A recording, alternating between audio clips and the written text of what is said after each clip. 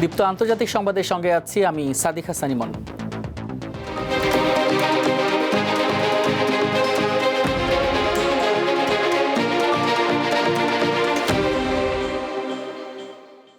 যুক্তরাষ্ট্রের সঙ্গে চরম উত্তেজনার মধ্যেই সাগরের নিচে গড়ে তোলা বিশাল ক্ষেপণাস্ত্র টানেল উন্মোচন করেছে ইরান।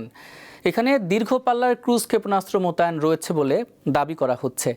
পাশাপাশি তেহরান হুঁশিয়ারি দিয়েছে, যদি তাদের ওপর কোনো হামলা হয় তাহলে গুরুত্বপূর্ণ হরমুজ প্রণালী নিরাপদ থাকবে না।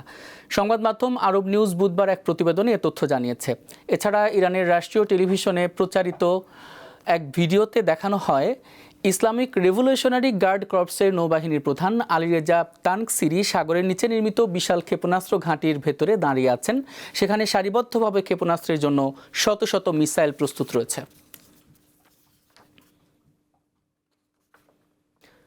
গাজা উপত্যকার শাসনভার একটি টেকনোক্র্যাটিক কমিটির কাছে হস্তান্তর করতে সম্মতি জানিয়েছে ফিলিস্তিনের স্বাধীনতাকামী সংগঠন হামাস। তবে কয়েকদিনের মধ্যেই রাফা সীমান্ত পুরোপুরি খুলে দেওয়ার শর্ত দিয়েছে তারা। বুধবার বার্তা সংস্থা এএফপিকে এমনটি জানিয়েছে সংগঠনটির মুখপাত্র হাজেম কাশেম। সাক্ষাৎকারে তিনি বলেন, গাজার শাসনভার হস্তান্তরের জন্য সব প্রস্তুতি সম্পন্ন রয়েছে।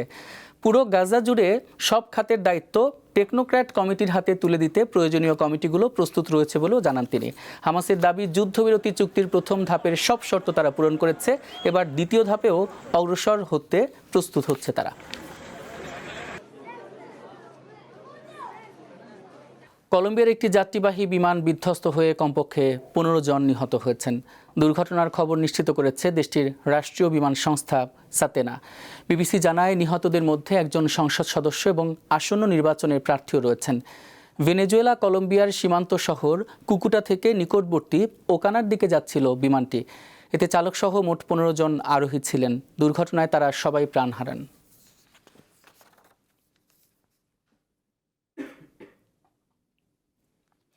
তিন দিনের চীন সফরে গিয়েছেন দেশটির প্রেসিডেন্ট শি জিনপিং এর সঙ্গে বৈঠক করেছেন যুক্তরাজ্যের প্রধানমন্ত্রী কিয়ার স্টারমার।